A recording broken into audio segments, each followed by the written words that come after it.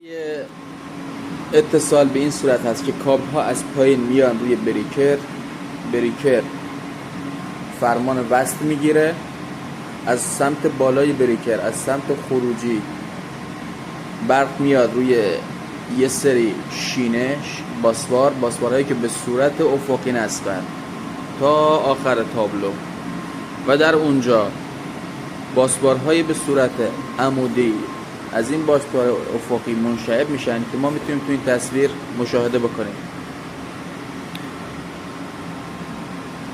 3 تا باسوار داریم که به صورت عمودی به سمت پایین اومدن در سمت ورودی تابلو و 3 تا باسوار داریم که به صورت عمودی پایین اومدن در سمت خروجی این فیدر. گاهن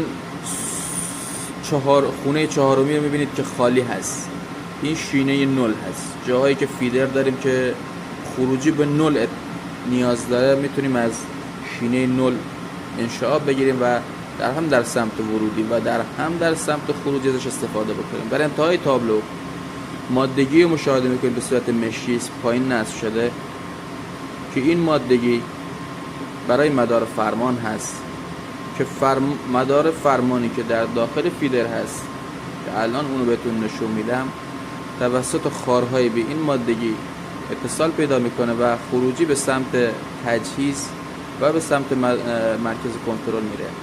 در بالا میکرو سویچ Z2 رو داریم که حضور یا عدم حضور، اویلیبل یا نات اویلیبل مربوط فیدر رو به سیستم کنترل نشون میده. در ادامه مشاهده میکنید سوراخ‌هایی که در بغل تابلو هست، یکی در بالا، 2 تا در پایین و یکی از سمت بالا سمت چپ هستش که اینها رو الان روی فیدر بهتون نشون میدم. خارهایی هست که به اینها اتصال میکنه و فیدر رو در جای خودش فیکس میکنه. در اینجا من یکی از فیدرها رو روی میز قرار دادم تا با شما با ساختار اون آشنا بشید. نمای جلوی تابلو فیدر که نگاه بکنید 2 تا دسته هست، دسته سمت چپ، دسته سمت راست که برای وارد و خارج کردن فیدر به داخل تابلو استفاده میشه. اینجا شاسی رو داریم، شاسی که یک سری اینترلاک یا یک سری خار رو آزاد میکنه. با فشردن این شاسی مشاهده میکنید یک اهرم که به صورت افقی در کف تابلو قرار داره.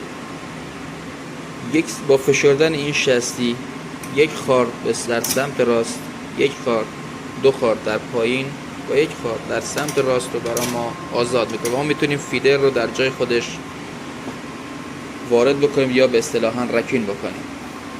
در اینجا دسته کلید روتاری رو مشاهده میکنید که 3 حالت وصل، قطع و در وسط که به صورت میدل قرار بگیره، یعنی به این حالت تریپ هست.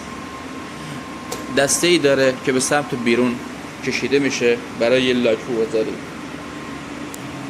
نحوه لاک گذاری رو مشاهده میکنید که ما این قسمت رو بیرون میکشیم و قفل رو در این قسمت قرار میدیم و دیگه شما این کلید قابلیت وصل شدن نخواهد داشت.